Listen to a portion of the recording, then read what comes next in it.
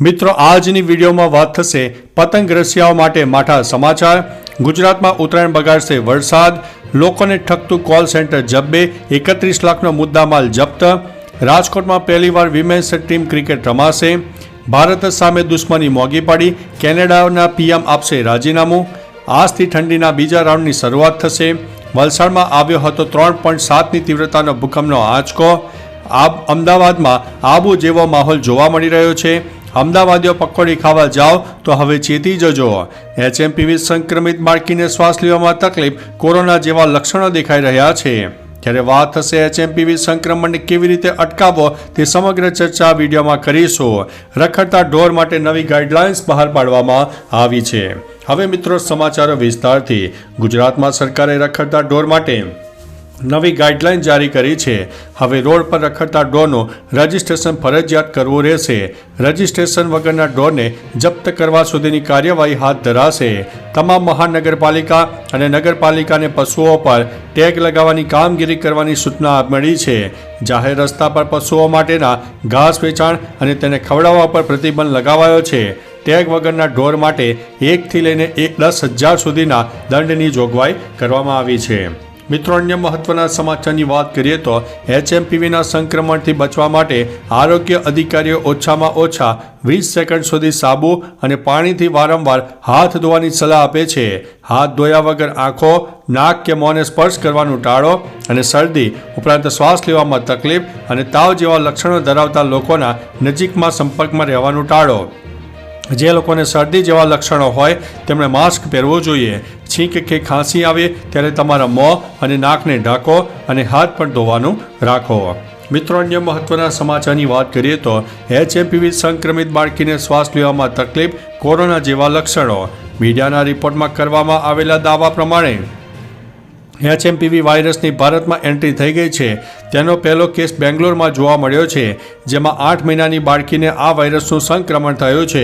જો કે સમાચાર એવા મળી રહ્યા છે કે બાળકીને હાલ શ્વાસ લેવામાં તકલીફ પડી રહી છે, તો બીજી બાજુ એવો પણ દાવો કરાયો છે કે આ વાયરસના કોરોના જેવા લક્ષણો છે, જેથી લોકોને સાવચેત રહેવાની અપીલ કરવામાં આવી છે।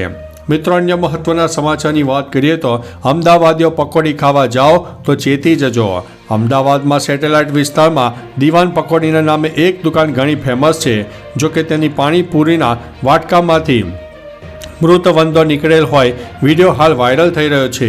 એક ગ્રાહક પાણી પૂરવા ખાવા ગયો અને તેમાં મૃત વંદો નીકળ્યો હતો। વંદો નીકળતા ગ્રાહકે વિડીયો વાયરલ કર્યો હતો, તો દુકાનના સંચાલકે કંઈ નહીં થાય તેવું કહ્યું, તો ગ્રાહકે અમદાવાદ મ્યુનિસિપલ કોર્પોરેશનના હેલ્થ વિભાગમાં ફરિયાદ કરી હતી, જેનું હજુ કંઈ થયું નથી। મિત્રો અન્ય મહત્વના સમાચારની વાત કરીએ તો અમદાવાદમાં આબુ જેવો માહોલ। રાજ્યમાં છેલ્લા 3 દિવસથી ઠંડીમાં વધારો જોવા મળી રહ્યો છે।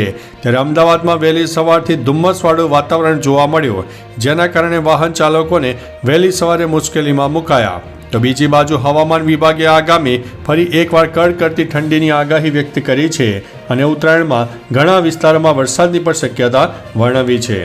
મિત્રો અન્ય મહત્વના સમાચારની વાત કરીએ તો વલસાડમાં આવ્યો છે 3.7ની તીવ્રતાનો ભૂકંપ।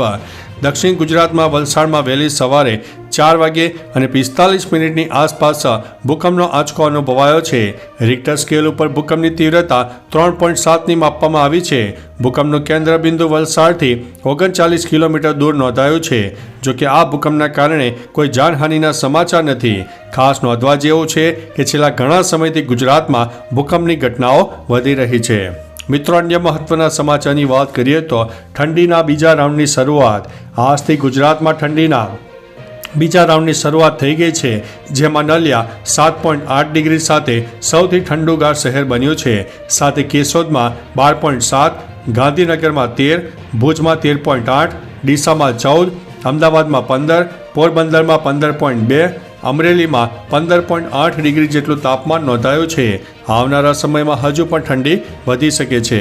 રાજ્યમાં મોટાભાગના જિલ્લામાં લઘુત્તમ તાપમાનમાં ઘટાડો નોંધાયો છે। મિત્રો અન્ય મહત્વના સમાચારની વાત કરીએ તો ભારત સાથે દુશ્મની મોંઘી પડી, કેનેડાના પીએમ આપશે રાજીનામું। 48 કલાકમાં કેનેડાના પીએમ રાજીનામું આપશે તેવા સમાચાર હાલ ચર્ચામાં છે. જસ્ટિન ટ્રુડો રાજીનામું આપશે તેવા અહેવાલ કેનેડાના મીડિયાએ જ આપ્યા છે. કહેવામાં આવી રહ્યું છે કે ભારત સાથેની ટ્રુડોની દુશ્મની, સતત વિરોધનો સામનો અને ટ્રમ્પ અને મસ્કના દબાણથી ટ્રુડો આ નિર્ણય લેવા મજબૂર થયા છે. તેમના પક્ષમાં તેમના રાજીનામાની માંગ છે, તેથી ટ્રુડોએ ચૂંટણી પહેલાં રાજીનામું આપવાની તૈયારી બતાવી છે. મિત્રો, અન્ય મહત્વના સમાચારની વાત કરીએ તો રાજકોટમાં પહેલીવાર વિમેન્સ ટીમ ક્રિકેટ રમશે. ભારતની મહિલા ક્રિકેટ ટીમ અને આયર્લેન્ડ વચ્ચે વન ડે મેચની સિરીઝ રમાવા જઈ રહી છે, જેની તમામ 3 મેચ રાજકોટના નિરંજન શાહ સ્ટેડિયમ ખાતે રમાશે. બંને ટીમો રાજકોટ આવી ગઈ છે. ખાસ વાત એ છે કે આ સ્ટેડિયમમાં પહેલી વખત વિમેન્સ ટીમ ક્રિકેટ રમશે. નોંધવા જેવું એ પણ છે કે અહીં પ્રેક્ષકો માટે એન્ટ્રી ફ્રી રખાઈ છે. આ નિર્ણય સૌરાષ્ટ્ર ક્રિકેટ એસોસિએશન દ્વારા લેવામાં આવ્યો છે. મિત્રો, અન્ય મહત્વના સમાચારની વાત કરીએ તો લોકોને ઠગતું કોલ સેન્ટર જબ્બે, 31 લાખનો મુદ્દામાલ જપ્ત. અમદાવાદમાં વારંવાર ગેરકાયદેસર કોલ સેન્ટર ઝડપી પાડવામાં આવતા હોય છે, ત્યારે સ્ટેટ મોનિટરિંગ સેલે રેડ પાડીને ચાંગોદરના મોરૈયાની સ્વપ્ન વિલાસ સોસાયટીમાં ઘરમાં જ ચાલતા કોલ સેન્ટરને ઝડપી પાડ્યો છે.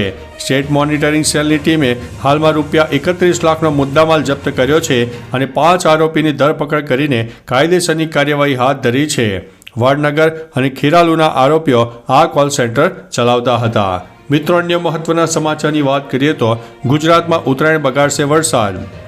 હવામાન નિષ્ણાત અંબાલાલ પટેલે ફરી એકવાર કમોસમી વરસાદની આગાહી કરી છે. તેઓએ જણાવ્યું છે કે આગામી 12 થી 18 જાન્યુઆરી દરમિયાન કમોસમી વરસાદની શક્યતા છે. જાન્યુઆરી મહિનામાં હવામાનમાં ભારે પલટો આવવાનો છે.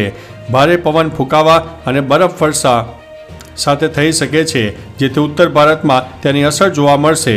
આગામી તારીખ 4 થી 7 દરમિયાન ગુજરાતમાં ભારે ઠંડીનો માહોલ સર્જાશે. મિત્રો, અન્ય મહત્વના સમાચારની વાત કરીએ તો પતંગ રસિયાઓ માટે માઠા સમાચાર. પીએમ મોદી, યોગી અને અમિત શાહના ફોટોવાળી પતંગોની સાથે પુષ્પા 2ના આઇકોનિક ડાયલોગ ઝુકેગા નહીં લખેલી પતંગ પણ જોવા મળી રહી છે. ગત વર્ષ કરતાં આ વખતે પતંગ દોરાના ભાવમાં 10% જેટલો વધારો નોંધાયો છે. જો કે આ વખતે રવિવાર હોવાથી લઈને બાળકો સાથે લોકો પણ દોરાની ખરીદી કરતા નજરે પડ્યા હતા. પતંગ અને દોરીના ભાવ ગમે તેટલા વધે, પરંતુ ઉત્તરાયણના શોખીનો કોઈ પણ ભોગે આ તહેવારને મન ભણીને માણી લેતા હોય છે. તો ચાલો મિત્રો, ફરીથી દેશ અને દુનિયાના સુપરફાસ્ટ સમાચાર લઈને મળતા રહીશો. ત્યાં સુધી અમને રજા આપશો. નમસ્તે.